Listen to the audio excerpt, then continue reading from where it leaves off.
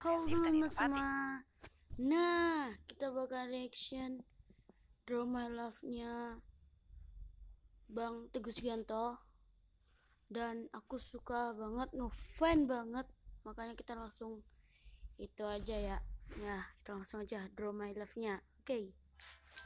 Mulai dari bangun personal branding sampai cari penghasilan Kita juga skip bisa aja lah dilakukan ini lewat ya. online.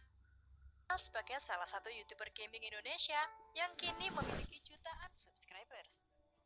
Ia lahir di Kecamatan Tanggul, Kabupaten Jember pada tanggal 14 April 1994. Teguh merupakan anak keempat dari 5 bersaudara. Adik bungsunya yang bernama Evan Sugianto juga berprofesi sebagai YouTuber gaming dengan channel yang bernama Presiden Gaming.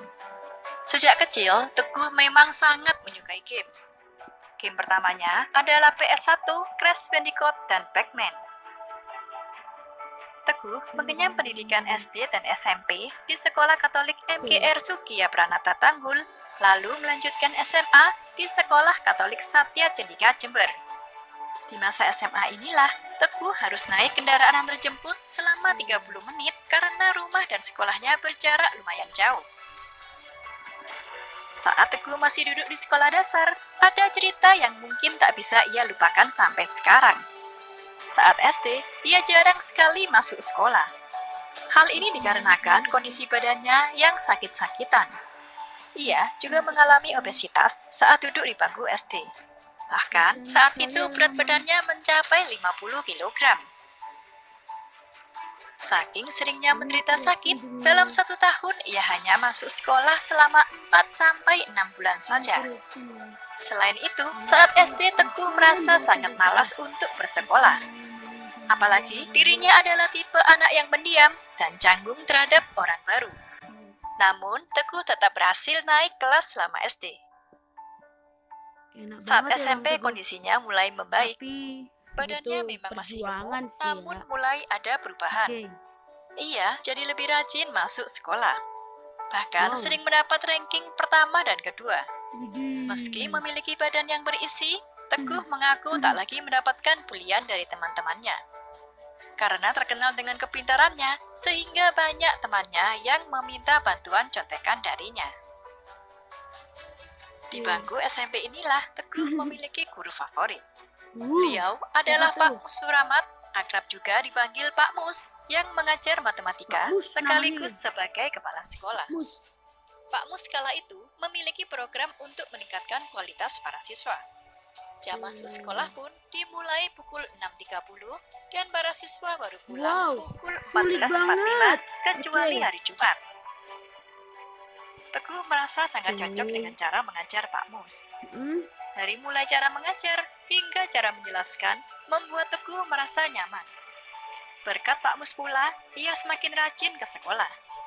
Ada satu perkataan dari Pak Mus yang terus ia ingat, yaitu kalau mengerjakan soal itu langsung. Nggak usah pakai cara, yang penting hasilnya. Kalau mengerjakan sesuatu, kerjakan semuanya, jangan nanggung.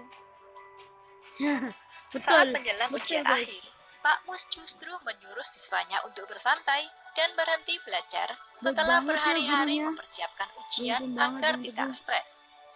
Teguh pun mempraktekkan hal tersebut pada saat akan ujian kelulusan SMP. 1 hari menjelang ujian, ia menghabiskan waktu bermain game selama 2 jam. Justru dengan cara tersebut, Teguh merasa semakin rileks dan ujian matematikanya mendapatkan nilai sempurna. Bagus banget. 100. Saat duduk di bangku SMA, prestasi Teguh semakin banyak. Antara lain, terpilih menjadi ketua kelas, juara 3 Lomba Puisi tahun 2009, juara 2 Lomba Majalah Dinding dalam rangka HUT RI ke-66, dan juara 3 Olimpiade Sains SMA mata pelajaran ekonomi tahun 2011 di Kabupaten Jember. Tak berhenti sampai di situ, Teguh juga menjadi lulusan SMA terbaik jurusan IPS tahun ajaran 2011-2012. Memiliki banyak prestasi selama SMA, membuat Teguh berhasil mendapatkan beasiswa dari Universitas Ciputra Surabaya pada tahun 2012. Namun, beasiswa tersebut tidak diambil olehnya. Sejak awal ia memang memilih untuk tidak melanjutkan pendidikan ke bangku kuliah. Bener. Ia ingin hidup mandiri selepas SMA dan tak lagi merepotkan kedua orang tuanya. Saat kelas 3 SMA, teman-temannya banyak menggunakan HP BlackBerry. Tidak begitu dengan Teguh. Ia lebih memilih berhemat dan mulai menabung sebagai bekal untuk dirinya setelah lulus SMA. Kedua orang tuanya pun tak menentang keputusan Teguh untuk tidak meneruskan kuliah. Tak meneruskan kuliah, Teguh akhirnya memilih untuk membantu sang ayah di bengkel. Ia sama sekali tak mendapat keistimewaan meski bekerja untuk ayahnya sendiri. Dirinya masuk kerja mulai pukul 7 pagi dan pulang pukul 4 sore dengan waktu istirahat hanya 1 jam. Ya, kasihan banget. Sepulang bekerja dari bengkel, Teguh mengisi waktu luang dengan bekerja online untuk mengisi survei online dan mencoba aplikasi. Bayaran yang ia dapatkan berupa dolar, namun masih kecil sekali jumlahnya, yaitu 0,01 dolar hingga 0,02 dolar. Selama 4 bulan, Teguh hanya mendapatkan 600.000 rupiah. Tahun 2015, ia mulai tertarik pada dunia YouTube dan mulai membuat sebuah channel. Saat itu, ia banyak menonton video dari Edocel dan Reza Arab Octavian. Setelah mengetahui bahwa YouTube bisa menghasilkan, ia mulai menyempatkan waktu untuk membuat video untuk channel YouTube-nya. Ia membuat channel bernama Nightcore Angel Sky yang berisi lagu-lagu remix. Namun sayang, akun YouTube-nya tersebut sering terkena copyright. Karena hal inilah, Teguh sempat berhenti dari YouTube. Pada 18 Januari 2016, Teguh membuat channel baru tentang game bernama Fingerplay yang ia mainkan di game Android. Selama 4 bulan berjalan, akun YouTube-nya ini hanya memiliki 8 subscribers. Bahkan ada beberapa video yang tak ditonton sama sekali. Tak putus asa, Teguh mencoba cara lain. Setelah itu ada sebuah game cukup populer bernama Clash Royale. Berbekal rekomendasi dari teman-temannya, Teguh mencoba untuk memainkannya. Berjalan 1 bulan memainkan game tersebut, akhirnya ada hasil yang terlihat. Subscribersnya mulai bertambah signifikan. Teguh pun mulai berani melakukan facecam serta mengganti nama channelnya dari Fingerplay menjadi Teguh Sugianto. Ia juga lebih konsisten untuk mengunggah video setiap harinya. Sayangnya, usaha ini justru membuat kesehatan Teguh menurun. Ia akhirnya memutuskan pensiun sementara dari YouTube untuk memulihkan kesehatannya. Setelah 3 bulan rehat, pada Oktober 2016, Teguh kembali ke YouTube. Sekembalinya Teguh ke YouTube, ia kemudian membeli sebuah PC baru. Sebab selama ini ia bermain game untuk membuat konten menggunakan PC sang ayah yang spesifikasinya belum mumpuni. Ia membeli PC baru seharga 8 juta rupiah dengan menggunakan uang tabungannya selama ini, serta meminjam uang kepada adiknya sebesar 3,5 juta rupiah. Ia pun berjanji akan mengembalikannya dalam kurun waktu 4 bulan. Pada bulan November 2016, channel Teguh berhasil mencapai 1.000 subscribers. Namun berjalan 4 bulan setelahnya, tepatnya pada Februari 2017, Teguh belum bisa mengembalikan uang yang ia pinjam dari sang adik. Untungnya sang adik mengerti dan meminta Teguh untuk tak terburu-buru mengembalikan uangnya.